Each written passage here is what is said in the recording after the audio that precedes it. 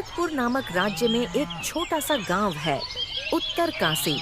उस गांव में एक बहुत पुरानी हवेली है जो गांव के राजा मानसिंह की थी, जिसे गांव वाले भूतिया हवेली भी कहते हैं। वहां के लोग उस भूतिया हवेली की तरफ जाने से भी कतराते थे। कहते हैं कि कई साल पहले एक गरीब किसान की बेटी को मारकर उसी हवेली में दफना दिया गया था। तब से वह हवेली भूतिया और खूनी हवेली के नाम से जानी जाने लगी। आज तक जो लोग उस हवेली में गए वे कभी वापस नहीं आए। कई लोगों को मानना था कि राजा मानसिंह की हवेली में जो भी जाता था, राजा मानसिंह उनको मार दिया करता था। कई वर्ष पहले राजा मानसिंह के छोटे पुत्र को उसी गांव की गरीब कुम्हार की बेटी से प्रेम हो गया। यह बात राजा मानसिंह को बिल्कुल भी गवारा नहीं हुई। उन्होंने अपने बेटे को समझाने की कोशिश की। बेटा, तुम ऐसा क्यों कर रहे हो? वह लड़की तुमसे प्रेम नहीं करती। हमारी इज्जत के बारे में तो सोचो। आसपास के राजा हमारे बारे में क्या कहेंगे? पिताजी, हम कुछ नहीं जानते। हम सिर्फ मीना से ही विवाह करेंगे।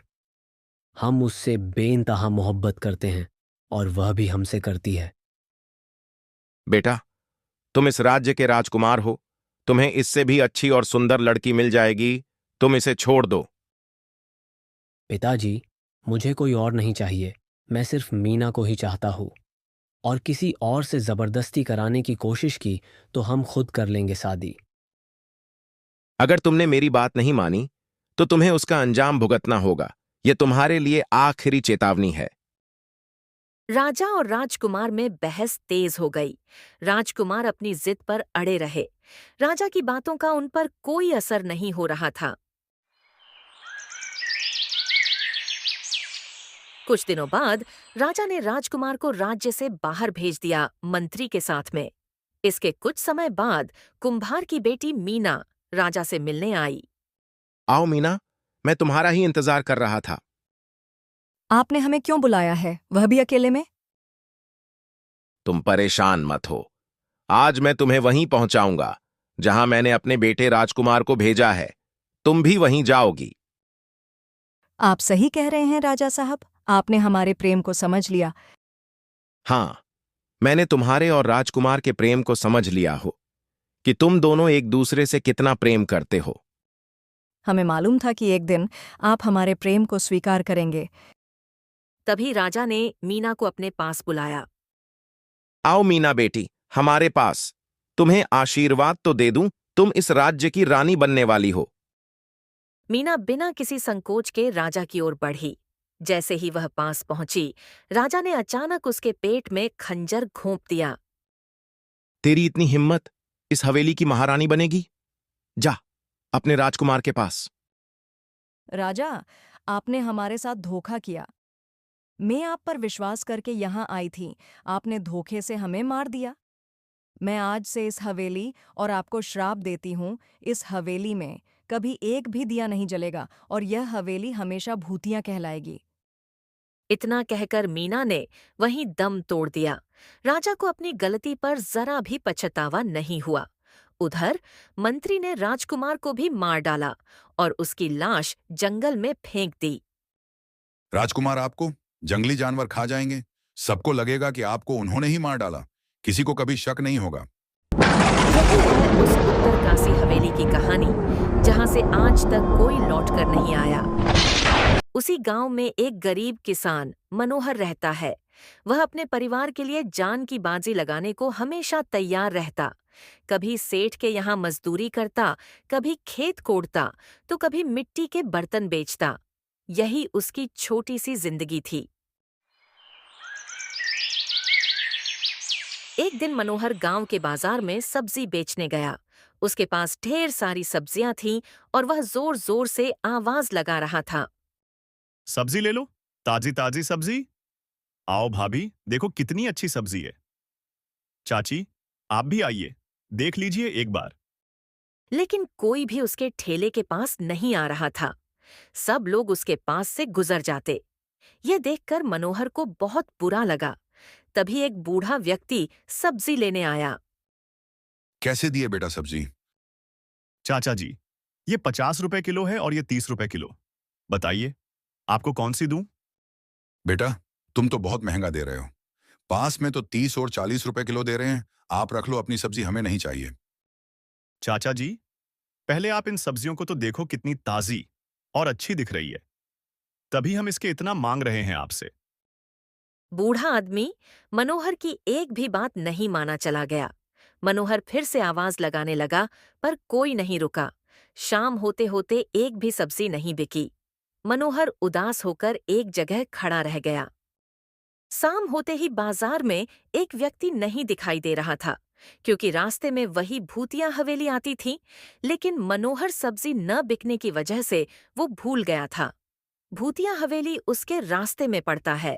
तभी अचानक बादल गरजने लगे, बिजली चमकने लगी, तूफान उठने लगा। तभी बारिश भी शुरू हो गई। आसमान का रंग कुछ अजीब था। ये बारिश अचानक से कैसे हो गई? आज का मौसम तो ठीक ठाक ही था।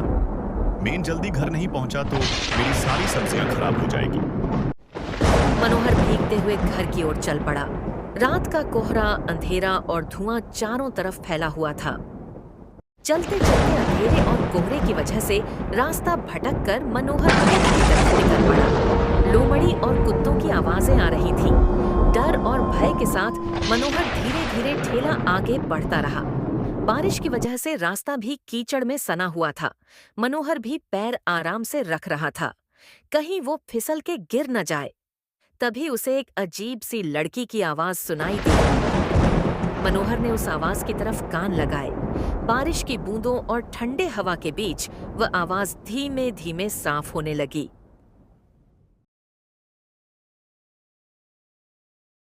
रुक जा, नहीं तो वो तुम्हें देख लेगा और फिर सब खत्म। मनोहर के हाथ ठेले के हत्थे से ढीले पड़ गए। उसने चारों तरफ देखा, लेकिन धुंध और अंधेरे में कुछ दिखाई नहीं दे रहा था। उसका दिल इतनी तेजी से धड़क रहा था जैसे छाती से बाहर निकल आएगा। कौन कौन है वहां? कोई जवाब नहीं आया, सिर्फ हवा की सिसकियां और दूर से आती लोमड़ी की चीख। वह आगे बढ़ा ही था कि अचानक सामने से एक परछाई निकली। सफेद साड़ी और खून से साना हुआ था वो पूरी तरह, भीगी हुई एक लड़की, आंखें लाल और सूनी। यहां से लौट जा, वरना तेरी भी वही हालत होगी जो उनकी हुई थी। किसकी किसकी हालत? लड़की ने कुछ नहीं कहा, बस अपनी ठंडी बर्फ जैसी उंगलियों से मनोहर के हाथ को छुआ और उसके पूरे शरीर में सिहरन दौड़ गई। अगले ही पल वह लड़की धुंध में गायब हो गई। वो कौन और कहां चली गई? कौन मुझे जिंदा नहीं छोड़ेगा? मैं तो भूतिया हवेली के पास खड़ा हूं, जिसके बारे में हमने बुजुर्गों से सुना था। भूतिया हवेली, मुझे जल्दी से भगाना होगा। मनोहर का गला सूख गया। वह ठेला छोड़कर तेजी से चलने लगा। लेकिन अजीब बात, हवेली का गेट अपने आप खुला हुआ था और अंदर से हल्की लाल रोशनी चमक रही थी। बारिश अब और तेज हो चुकी थी और आकाश में बिजली की कौंध हवेली की टूटी फूटी दीवारों और जंग लगे गेट को और डरावना बना रही थी। मनोहर को ऐसा लगा जैसे कोई अदृश्य ताकत उसे अंदर खींच रही हो। जैसे ही उसने हवेली में कदम रखा, जमीन पर पानी नहीं, बल्कि हल्का सा लाल तरल बह रहा था, जिसकी गंध अजीब सी थी। मुझे कौन अंदर की ओर खींचा? ये कैसा बदबू आ रही है? इस जमीन पर लाल खून क्यों बह रहा है? तभी मनोहर ने ऊपर की ओर देखा तो एक पुराने झूमर से बुझी हुई मोमबत्तियों की जगह खोपड़ियों में जलती हुई बत्तियां टंगी थीं। अचानक हवेली के बीचों बीच एक छाया हिली, लंबा कद, सिर पर ताज और हाथ में वही पुराना खंजर। तू भी आया है मौत की दावत में? मनोहर का दिल मानो रुक गया। वह शख्स धीरे धीरे आगे बढ़ा और उसकी आंखें उसी राजा मानसिंह जैसी थीं, जिसके बारे में गांव में किस्से सुनाए जाते थे। तुम कौन हो हाथ में खंजर लिए? मैं राजा मान सिंह हूँ। मनोहर ने पीछे मुड़कर भागने की कोशिश की, लेकिन हवेली का दरवाजा खुद ब खुद बंद हो गया। भीतर चारों तरफ सन्नाटा था। पर हर कोने से धीमी फुसफुसाहटें सुनाई दे रही थीं, जैसे सैकड़ों लोग एक साथ उसके कानों में कुछ कह रहे हों। भाग जा, यहां मौत सो रही है। लेकिन एक दूसरी भारी और खतरनाक आवाज उन फुसफुसाहटों को काटते हुए आई। कोई भी इस दहलीज को पार करके जिंदा नहीं लौटा। तू भी नहीं लौटेगा। मनोहर ने देखा, सामने राजा मानसिंह का भूत खड़ा था, हाथ में वही खून से सना खंजर। उसकी आंखें लाल अंगारों की तरह चमक रही थीं। तू मेरे महल में घुस आया, अब यहां से तेरी रूह भी नहीं निकलेगी। मनोहर के पैर कांपने लगे। तभी ऊपर की टूटी बालकनी से एक भीगी हुई, खून से सनी सफेद साड़ी खून से सना हुआ मीना की आत्मा प्रकट हुई। उसके चेहरे पर गहरी उदासी और आंखों में दर्द था। मत छूना इसे, ये निर्दोष है। चुप, तेरी मौत के बाद भी तेरी जुबान नहीं थमी। राजा का भूत मनोहर की तरफ बढ़ा, लेकिन अचानक हवेली में तेज हवा का झोंका चला और दीवारों पर पुराने चित्र खुद ब खुद हिलने लगे। एक चित्र गिरा और पीछे एक बंद दरवाजा दिखाई दिया। मीना की आत्मा ने मनोहर की ओर इशारा किया। इस दरवाजे को खोल, तभी तेरा बचना होगा। उस संदूक में एक ताबीज है, उसे लेकर भाग जा। पीपल के पेड़ के पास हवेली के पीछे है। मनोहर ने डरते डरते दरवाजा खोला। अंदर अंधेरा था, लेकिन कमरे के बीचों बीच एक लोहे का संदूक रखा था, जिस पर खून के धब्बे थे और चारों ओर लाल धागे बंधे थे। जैसे ही मनोहर ने ढक्कन उठाया, अंदर से ठंडी धुंध निकली और कमरे में एक चीख गूंज उठी। श्राप को मत तोड़, तू पछताएगा। संदूक के भीतर राजा मानसिंह की और मीना की जली हुई हड्डियां एक साथ पड़ी थीं और उनके ऊपर एक काला ताबीज रखा था।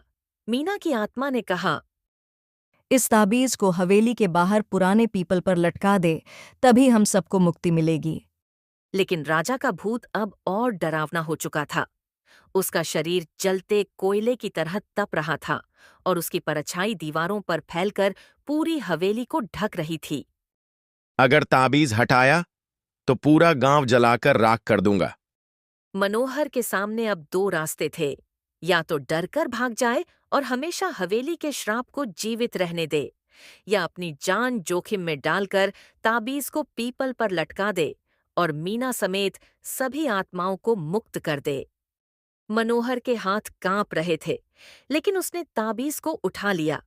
जैसे ही उसने उसे छुआ, उसके कानों में किसी के रोने, चीखने और कराहने की आवाजें भर गईं, मानो सैकड़ों आत्माएं एक साथ उससे मदद मांग रही हों।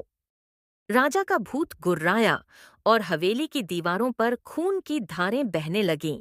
झूमर अपने आप हिलने लगे, खोपड़ियों में जल रही बत्तियां बुझ गईं और पूरा हॉल घुप अंधेरे में डूब गया। मूर्ख, एक कदम भी बाहर रखा तो तेरी लाश भी यहीं सड़ जाएगी। मनोहर ने डर को निगलते हुए दरवाजे की तरफ दौड़ लगाई। उसके पीछे राजा का भूत बिजली की तरह लपका। हवा इतनी ठंडी हो गई थी कि उसकी सांसें बर्फ में बदल रही थीं। जैसे ही वह हवेली के गेट तक पहुंचा, दरवाजा अपने आप बंद हो गया। मीना की आत्मा अचानक उसके सामने आ खड़ी हुई। भागो मत, मेरे पीछे आओ। वह उसे हवेली की पिछली दीवार की तरफ ले गई, जहां टूटी-फूटी सीढ़ियों से होते हुए वे बाहर पहुंचे। बाहर का पीपल का पेड़ बिजली की चमक में और भी डरावना लग रहा था। उसकी जड़ों के पास अजीब सी छायाएं हिल रही थीं, मानो कोई अदृश्य ताकत भीतर से बाहर आने की कोशिश कर रही हो। मनोहर ने ताबीज पेड़ की सबसे ऊंची डाल पर लटकाने के लिए चढ़ाई शुरू की। राजा का भूत दीवार तोड़कर बाहर आ चुका था। उसकी आंखों से आग की लपटें निकल रही थीं और वह भयानक चीख रहा था। ताबीज वहीं रख दे, वरना तेरे परिवार को जिंदा निगल जाऊंगा। अब ऐसा नहीं होगा राजा साहब। अब तुम किसी निर्दोष को नहीं मार पाओगे। अब तुम्हारा आतंक खत्म आज से। मनोहर का पैर फिसला, लेकिन उसने हिम्मत नहीं हारी। बिजली की तेज चमक ने उसने ताबीज को डाल पर लटका दिया। राजा साहब, आज से आप किसी निर्दोष को नहीं मार सकते। जैसे ही ताबीज लटका, अचानक हवा तेज हो गई। पेड़ की जड़ों से नीली रोशनी फूटने लगी और मीना समेत हवेली में फंसी सारी आत्माएं उस रोशनी में समाने लगीं। उनकी चीखें धीरे धीरे शांत होती चली गईं। राजा का भूत भी उस रोशनी में खींचने लगा। उसने आखिरी बार मनोहर की तरफ देखा। उसकी आंखों में अब गुस्सा नहीं, बल्कि हार और पछतावा था। फिर वह रोशनी में समा गया और सब शांत हो गया।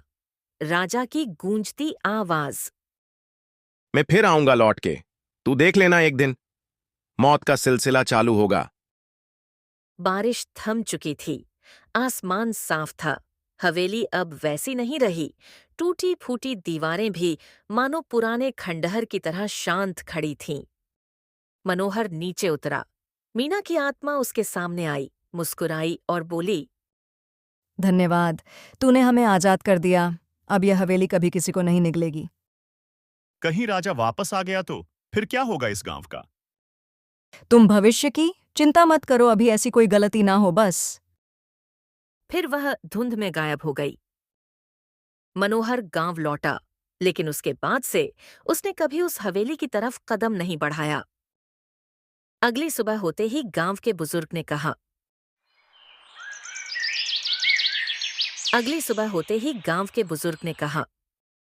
सुना है कल रात को मनोहर उस हवेली में से जिंदा बाहर निकल आया है। हाँ चाचा जी, हमने भी सुना है। उस भूतिया हवेली को मुक्त कर दिया है। अब कोई भी वहां जा सकता है। कुछ गांव वालों ने सुना है कि अब वहां से चीखें नहीं आती, लेकिन कुछ बुजुर्ग अब भी कहते हैं, श्राप टूट चुका है, पर हवेली अब भी देखती है और इंतजार करती है। फिर से लौटती रात। मनोहर अब अपने परिवार के साथ खुश रहने लगा। अब वो उस रात की यादों को भूल सा गया हुआ था। क्या हुआ था उसके साथ में उस भयानक काली रात को? ताबीज पीपल पर लटकाए कई साल बीत चुके थे। हवेली खामोश थी और गांव वालों ने धीरे धीरे वहां जाना शुरू कर दिया था। बच्चे दिन में खेलते और कुछ जिज्ञासु लोग उसकी टूटी फूटी दीवारों के भीतर तस्वीरें खींचते। लेकिन श्राप वाली चीजें सिर्फ कहानियों में ही नहीं, असल में भी लौट आती हैं।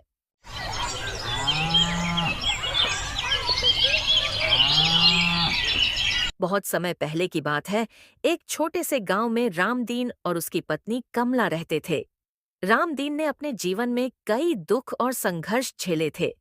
वह एक मेहनती किसान था, जिसने हमेशा अपने परिवार की भलाई के लिए पसीना बहाया, लेकिन उसे कभी जीवन में सच्चा सुख नहीं मिला। कमला, उसकी पत्नी, बहुत ही लालची और घमंडी स्वभाव की थी। उसे सिर्फ पैसों और गहनों की फिक्र रहती थी।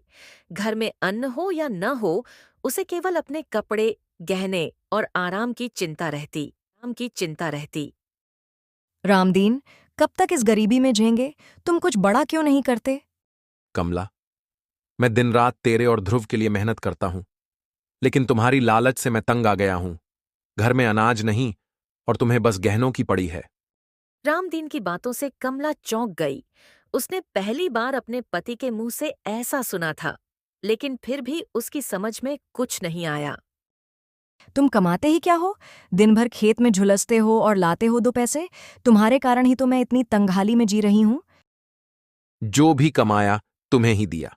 बाजार में मंदी है और कुछ महीने पहले बारिश ने फसल भी बर्बाद कर दी। अब जो भी मिलता है उससे रात का खाना लाता हूं, लेकिन तुम उसे भी अपने शौक में उड़ा देती हो। अब मुझसे नहीं सहा जाता। मैं अपने मायके जा रही हूं और ध्रुव को भी ले जा रही हूं। अब तुम अकेले देखो कैसे जीते हो। अगली सुबह कमला ध्रुव को साथ लेकर चली गई। रामदीन बस एक किनारे खड़ा देखता रहा। उसने आवाजें दी, मगर कमला ने पीछे मुड़कर भी नहीं देखा। थक हार कर वह जमीन पर बैठ गया। कुछ ही दिनों में फसल पकने वाली थी और रामदीन सोचने लगा कि अब वह अकेले कैसे खेत काटेगा। दिन बीतते गए, फसल पक गई और अब उसे काटने का समय आ गया। रामदीन अकेला ही खेत में जाकर फसल काटने लगा। दोपहर होते होते उसका पुराना साथी चंपक वहां आया। अरे रामदीन, अकेले ही फसल काट रहे हो? हमें बुला लेते, हम भी मदद करते। कभी ना कभी तो अकेले ही सब करना पड़ेगा ना। अब तो कमला और ध्रुव भी नहीं है। तुम अब बूढ़े हो चले हो, 2 बीघा जमीन अकेले कैसे काटोगे? वैसे भी जब अपना साथ छोड़ जाए तब जिंदगी और कठिन हो जाती है। क्या करूं चंपक भाई, मुझे ही ये सब करना पड़ता है। रोज रोज किसे कहूं मदद के लिए, इसलिए मैं खुद ही खेत में चला आया हूं। तुम क्यों अकेले काम करोगे? मैं हूं ना तुम्हारे साथ काम करने के लिए। मैं मदद कर देता हूं।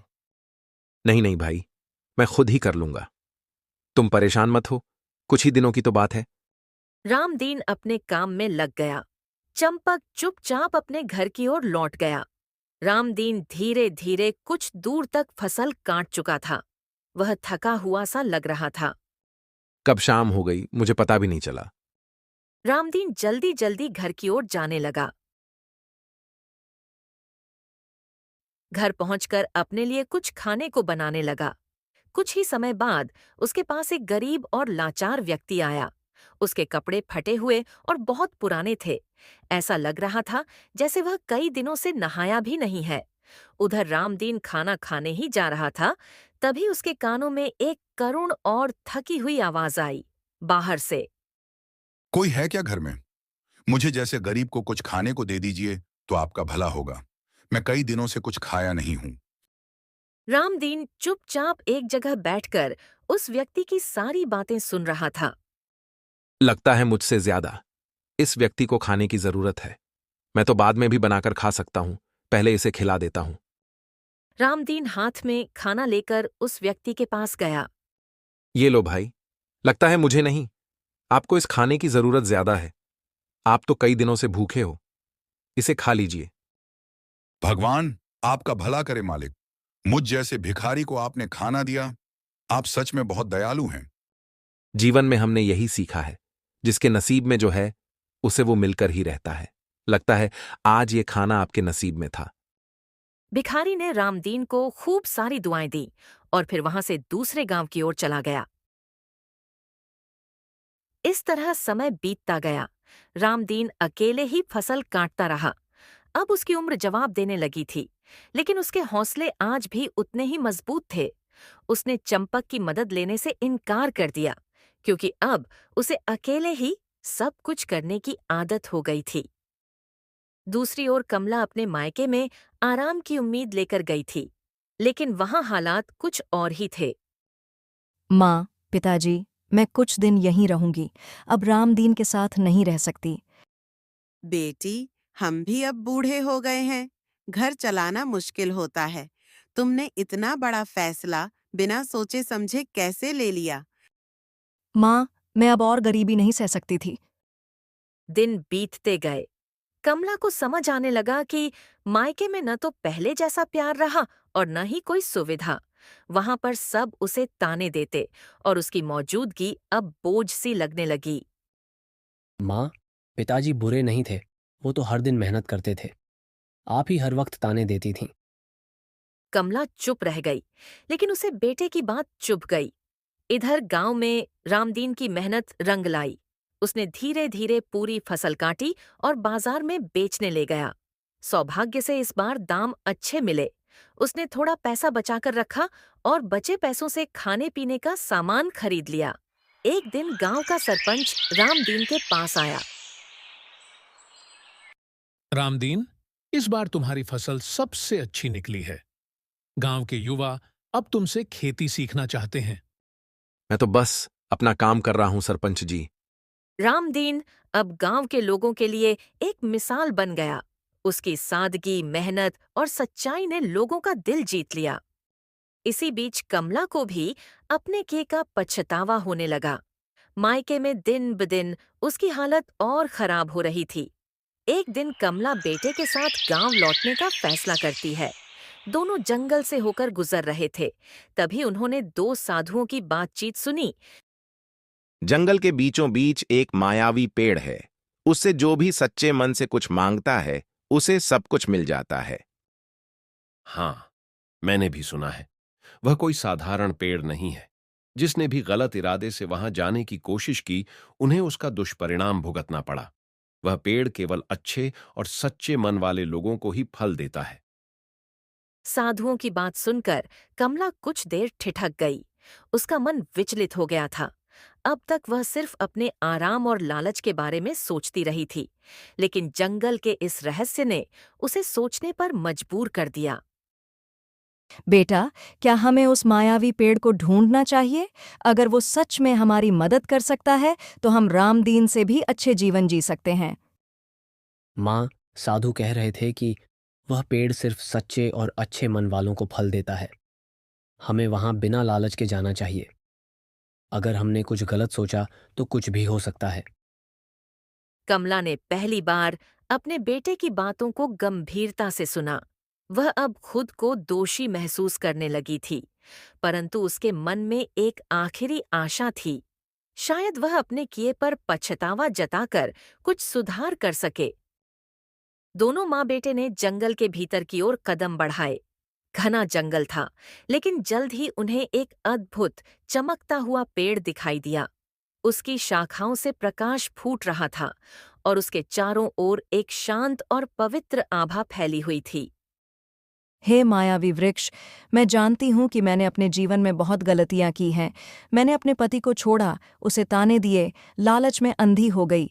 लेकिन अब मैं सच में पछता रही हूँ। मैं सिर्फ एक मौका मांगती हूँ फिर से रामदीन के पास लौटने का। अगर आप मुझे क्षमा कर सकें तो कृपा करें। कमला ने आंखें बंद कर लीं और सिर झुका दिया। कुछ क्षणों तक कोई प्रतिक्रिया नहीं हुई। फिर से कमला ने बोलना शुरू की, तभी भी कुछ भी नहीं हुआ।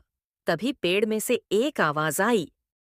तुम यहाँ इसलिए आई हो कि तुम्हारा जीवन बदल सके, लेकिन तुम्हें नहीं मालूम है कि तुम केवल अपने फायदे के लिए आई हो। तुम्हारे अंदर लालच भरा हुआ है। तुम दूसरे को केवल दुख और परेशान देखना ही चाहती हो। मैं तुम्हें इसके बदले में श्राप देता हूँ कि आज से तुम दोनों जानवर में बदल जाओगे। नहीं नहीं मायावी पेड़, हमें कुछ नहीं चाहिए, हम यहाँ से चले जाते हैं। लेकिन आप इस श्राप को वापस ले लो। अब ये नहीं हो सकता है। जो कि सच और दयालु मन का व्यक्ति होगा, उसके वजह से ही तुम दोनों मनुष्य के रूप में आ जाओगे। पेड़ के श्राप की बात सुनकर कमला और ध्रुव घबरा गए। कमला ने मायावी वृक्ष के आगे बहुत विनती की, लेकिन सब व्यर्थ गया। देखते ही देखते तेज हवा चलने लगी। वृक्ष की शाखाएं हिलने लगीं और चारों ओर अजीब सी रोशनी फैल गई। अब समय आ गया है। तुम्हारे भीतर का लालच तुम्हें उसी रूप में ढालेगा जो तुम्हारे कर्मों के योग्य है। आकाश में बिजली सी चमकी और कमला और ध्रुव के शरीर में भयानक परिवर्तन होने लगा। ध्रुव एक कुत्ते में और कमला एक हिरनी में बदल गई। ध्रुव, ये क्या हो गया हमारे साथ? माँ, मैं कहता रहा था कि लालच मत करो, लेकिन तुमने नहीं सुनी। अब देखो क्या हाल हो गया हमारा। अब दोनों को जंगल में ही रहना पड़ा। धीरे धीरे उन्होंने झाड़ियों में रहना, जो भी मिल जाए वो उसे खा लेते थे और अन्य जानवरों से बचकर रहना सीख लिया। समय गुजरता गया और अब उन्हें कई महीने बीत चुके थे। इस बीच गांव में सरपंच अपने घर की ओर जा रहा, तभी रास्ते में उसे रामदीन मिल गया। अरे रामदीन भाई, आजकल तुम तो चौपाल पे दिख ही नहीं रहे हो। नहीं सरपंच जी, हम थोड़ा खेत के काम में लगे हुए थे, इसलिए हम कुछ दिनों से आ नहीं पा रहे हैं चौपाल पे। वैसे भी तुम्हारी पत्नी और बेटा तो घर छोड़ के जो चले गए तुम्हारी वजह से। कर्म का फल सबको एक ना एक दिन मिलता है सरपंच जी, सबका मालिक एक जो है। इतना बोलकर रामदीन खेतों की ओर चला गया। सरपंच भी घर की ओर जाने लगे। कुछ दूर आगे बढ़ते ही उन्हें एक कुत्ता दिखाई दिया, रास्ते के बीचों बीच में। ये कुत्ता तो इस गांव का नहीं लग रहा है। फिर ये इस गांव में कहां से आ गया? कुत्ता सरपंच जी को घूर घूर के देख रहा था। तभी उसके ऊपर एक पेड़ की टहनी टूट के गिर गई। उसके पैरों पर। अरे मैं मर गया रे, कहां से मेरे ऊपर ये टहनी टूट के गिर गया? तभी उसी रास्ते से सरपंच की बेटी मीना वहीं से गुजर रही थी।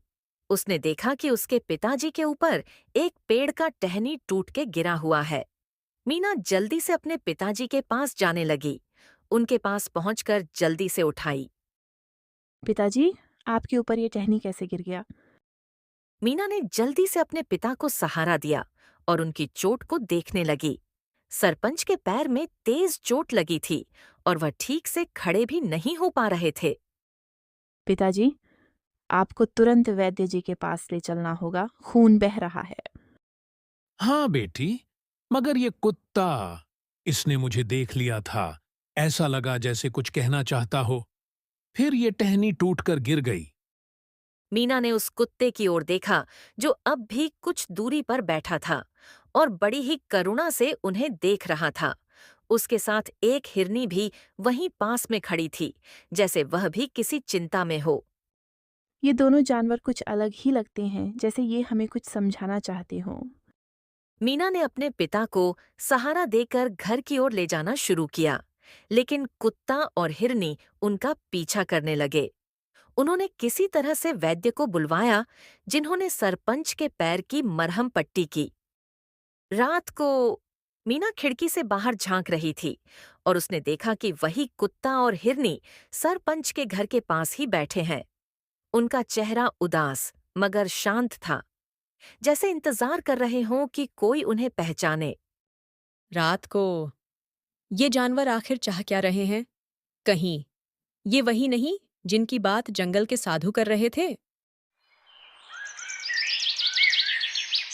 अगली सुबह मीना उन जानवरों के पास गई और कुछ फल पानी उनके सामने रख दिया। दोनों जानवरों ने सिर झुकाकर जैसे आभार प्रकट किया। तभी मीना के दिमाग में एक विचार आया। अगर ये सच में शापित इंसान हैं, तो शायद इन्हें फिर से मानव रूप दिलाने का उपाय हो सकता है। मीना उस रात जंगल के उसी मार्ग पर गई जहां से साधुओं की बात सुनाई दी थी। वह पूरे विश्वास के साथ मायावी वृक्ष के पास पहुंची। हे मायावी वृक्ष, अगर इन जानवरों का दर्द सच है, अगर वे वास्तव में अपने कर्मों के कारण इस रूप में हैं, तो कृपया एक बार उन्हें अवसर दीजिए। कमला ने गलत किया होगा, लेकिन शायद अब वह पश्चाताप कर चुकी है। कुछ देर मौन के बाद वृक्ष की शाखाएं हिलने लगीं। हल्की सी रोशनी फैल गई और एक मधुर, गंभीर आवाज गूंजने लगी। मीना, तुम्हारा मन निर्मल है और तुम्हारी करुणा सच्ची। तुम्हारी प्रार्थना ने मेरे श्राप को पिघला दिया है। जिनमें सच्चे दिल से पश्चाताप होता है, उन्हें नया अवसर मिल सकता है। उसी क्षण गांव के पास बैठे कुत्ते और हिरनी के शरीर में तेज चमक फैलने लगी। रोशनी के साथ वे दोनों धीरे धीरे अपने पुराने मानव रूप में लौटने लगे। कमला और ध्रुव फिर से इंसान बन गए। धन्य हो मीना, तू न होती तो शायद हम जीवन भर यूं ही पशु बने रहते। अब समझ आया कि सच्चा सुख दूसरों की खुशी में है, न कि अपने लालच में। मैंने अपनी माँ को बहुत बार समझाने की कोशिश की, लेकिन अब हम सच में बदल चुके हैं। कमला और ध्रुव सीधे रामदीन के पास गए। रामदीन उन्हें देखकर चौंक गया, पर उनके चेहरे पर पश्चाताप देखकर कुछ कह नहीं पाया। रामदीन, मुझे माफ कर दो। मैंने अपने स्वार्थ में तुम्हें छोड़ दिया। अब मुझे समझ में आ गया कि असली धन तुम्हारी सच्चाई और मेहनत थी। जो गलती समझ जाए वही इंसान है। चलो, सब भूल जाओ, घर वापस चलो। अब गांव में फिर से रामदीन का परिवार एक साथ हो गया। कमला पूरी तरह बदल चुकी थी। अब वह दूसरों की मदद में विश्वास रखने लगी थी। ध्रुव भी अब गांव के बच्चों को पढ़ाने लगा। और वह मायावी वृक्ष, वह अब भी जंगल में था, शांत, चमकता हुआ, सिर्फ उन्हीं की प्रतीक्षा करता जो सच्चे दिल से सुधरना चाहते हैं। समय धीरे धीरे बीतने लगा। रामदीन का घर फिर से जीवन से भर गया। कमला अब पहले जैसी नहीं रही थी। अब वह सुबह सुबह उठकर रामदीन के साथ खेत में जाती, चूल्हे पर खुद खाना बनाती और गांव की औरतों की मदद करती। उसने जो कुछ खोया था उसे वह फिर से पाना चाहती थी, पर इस बार ईमानदारी और सेवा से। एक दिन गांव के स्कूल में ध्रुव गांव के बच्चों को पेड़ के नीचे पढ़ा रहा था। उसी समय सरपंच वहां आ पहुंचा। उसके साथ कुछ और गांव वाले भी थे। ध्रुव बेटा, तुमने तो कमाल कर दिया। अब बच्चे भी पढ़ने में रुचि ले रहे हैं। तुम्हारा पढ़ाने का तरीका बहुत अच्छा है। सरपंच जी, ये तो मेरा सौभाग्य है। जब तक मैं खुद भटकाव में था, मुझे कुछ समझ नहीं आता था। अब जब आंखें खुल गईं, तो जीवन का असली उद्देश्य समझ में आने लगा है। गांव के लोग अब रामदीन और उसके परिवार को आदर्श मानने लगे थे। रामदीन की मेहनत, कमला का पश्चाताप और ध्रुव की सेवा, ये तीनों मिलकर गांव में बदलाव ला रहे थे। लेकिन एक दिन गांव में अफवाह फैलने लगी कि पास के जंगल में मायावी वृक्ष की रोशनी फिर से तेज हो गई है। कुछ लोग कहते, शायद फिर से किसी का भाग्य बदलने वाला है। रामदीन भाई, क्या तुम्हें लगता है कि वो वृक्ष अब भी चमत्कार करता है? वो वृक्ष कोई चमत्कार नहीं करता चंपक। वो तुम्हारे मन का आईना है। अगर मन साफ है तो वृक्ष रास्ता दिखाता है, अगर मन मैला है तो वही रास्ता विनाश की ओर ले जाता है। इस रहस्य से गांव में एक नई सोच जन्मी। लोग अब अपने कर्मों को सुधारने लगे। बच्चों को सिखाया जाने लगा कि सच्चाई, ईमानदारी और सेवा सबसे बड़ा धन है। फिर एक दिन मीना, सरपंच की बेटी, धीरे धीरे ध्रुव के करीब आने लगी थी। गांव के लोग इस बात को भांपने लगे थे। मीना की सादगी और ध्रुव की निष्ठा, दोनों में गहरा मेल था। रामदीन भाई, लगता है अब रिश्ता भी जोड़ना पड़ेगा। सरपंच जी, अगर बच्चे राजी हैं तो हम क्यों पीछे रहें? गांव में सादगी से मीना और ध्रुव का विवाह हुआ। विवाह के दिन मायावी वृक्ष की दिशा में एक हल्की रोशनी फिर से दिखाई दी, जैसे आशीर्वाद दे रहा हो। गांव के लोग उस ओर नमन करते और फिर से एक नई सुबह का इंतजार करते। समाप्त नहीं, क्योंकि जहां पश्चाताप होता है वहां पुनर्जन्म होता है, और जहां सच्चाई होती है वहां सदैव प्रकाश रहता है।